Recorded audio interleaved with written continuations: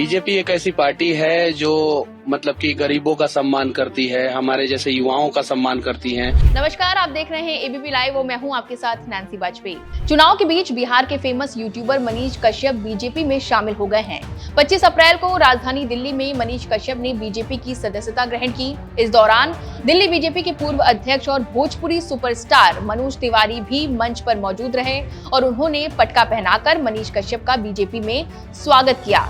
बता दें कि कुछ रोज पहले ही मनीष कश्यप ने पश्चिम चंपारण लोकसभा सीट से निर्दलीय चुनाव लड़ने का ऐलान भी कर दिया था। हालांकि अब उन्होंने स्पष्ट कर दिया है कि वो चुनाव नहीं लड़ रहे हैं। अब सवाल यह है कि आखिर अचानक से मनीष कश्यप ने बीजेपी क्यों ज्वाइन की और चुनाव लड़ने के फैसले से यू टर्न क्यों ले लिया। इसका जवाब खुद मनीष कश्यप ने दिया है। आप भी सुनिए उन्होंने बीजेपी ज्वाइन करने के सवाल पर क्या जवाब दिया। मेरी माँ जो है मुझे लेके आई है। मनोज भैया के साथ हम लोग जो है कल बिहार से आए और इन लोगों के वजह से ही मैं जेल से निकल पाया। मेरा बुरा दिन जो है मेरे जिंदगी का खत्म हो पाया, इसलिए मैं बीजेपी में ज्वाइन किया। वहीं बीजेपी ज्वाइन करते हुए मनीष कश्यप एक बार फिर से लालू परिवार पर जमकर बरसे और कहा कि लालू परिवार लूटकर जो बिहार को बर्बाद किया है उसे ठीक करना है, बिहार को मजबूत करना है। बिहार में जो लालू परिवार जो बिहार को लूट के बर्बाद किया, खसोट लिया पूरे बिहार को, तो इसलिए जो है मैंने बीजेपी ज्वाइन किया। बीजेपी के साथ अब मिलकर जो है मैं बिहार को मजबूत करूंगा।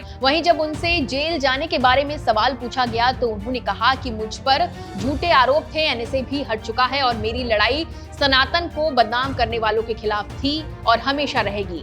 देखिए, जो आरोप लगाया गया पटना कोर्ट ने सारा केस में जो है मुझे बेल ही नहीं, मुझे उस कोर्ट में बाइज्जत बरी भी कर दिया। एनएसए मेरे ऊपर से हटा दिया गया, तो ये बहुत बड़ी बात है। और मेरी लड़ाई पहले भी जो है सनातन को जो बदनाम करते थे, जो राष्ट्रवाद के खिलाफ लोग थे, उन लोगों के खिलाफ मेरी लड़ाई पहले भी थी, आज भी है। मनीष ने मनोज तिवारी का नाम तो लिया ही, साथ ही बीजेपी ज्वाइन करने के पीछे उनकी मां का कितना बड़ा रोल रहा इसके बारे में भी उन्होंने बताया। बोले कि मां ने कहा कि तुम पीएम के हाथों को मजबूत करो, मैं तुमको पीएम मोदी जी को सौंपती हूँ।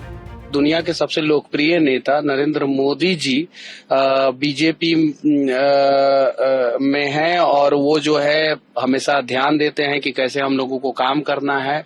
और इस वजह से जो है मेरी माँ जो है वो नरेंद्र मोदी जी की फैन है और माँ ने कहा, मनोज भैया बिहार आए थे, माँ से मिले और माँ ने कहा कि नहीं, आपको मोदी जी के साथ काम करना है, इसलिए मैं बीजेपी ज्वाइन कर लिया। अपने जेल के दिनों को याद करते हुए मनीष कश्यप ने उन बीजेपी नेताओं के भी नाम गिनवाए जिनकी मदद से वो जेल से बाहर आ पाए हैं। और बीजेपी के बहुत सारे नेतागण मेरा साथ दिए, मनोज भैया, संजय मयूख जी और सुशील मोदी जी, विनोद तावड़े जी का आशीर्वाद रहा। विनोद तावड़े जी से मेरी माँ मिली हुई थी, पत्र भी दी थी। तो विजय सिन्हा जी, ऐसे ऐसे लोगों ने बहुत साथ दिया। नित्यानंद राय जी ने साथ दिया। तो मैं आज जो है अगर जेल से निकल पाया हूँ सही सलामत, तो माँ का आशीर्वाद और बीजेपी के अनेकों नेताओं का साथ, इसलिए मैं निकल पाया हूँ। तो माँ ने कहा कि नरेंद्र मोदी जी के साथ मिलकर आप काम कीजिए और मैं काम कर रहा हूँ। वहीं मनीष कश्यप को बीजेपी ज्वाइन कराने में अहम भूमिका निभाने वाले मनोज तिवारी ने कहा है कि मैंने और उनकी मां ने मनीष को मोदी जी के साथ रहने की सलाह दी और वो आज ऐसा करने के लिए तैयार भी हो गए। वहीं क्या पार्टी मनीष को लोकसभा चुनाव का टिकट देगी, इस पर मनोज तिवारी ने क्या जवाब दिया वो भी सुनिए। मनीष जैसे हर व्यक्ति जो जनता की आवाज उठाता है वो भारतीय जनता पार्टी के लिए बहुत प्रिय है और मनीष को हमने भी समझाया। मनीष को उनकी माताजी ने कहा कि मोदी जी के साथ चलना है और मनीष आज उसको मान रहा है।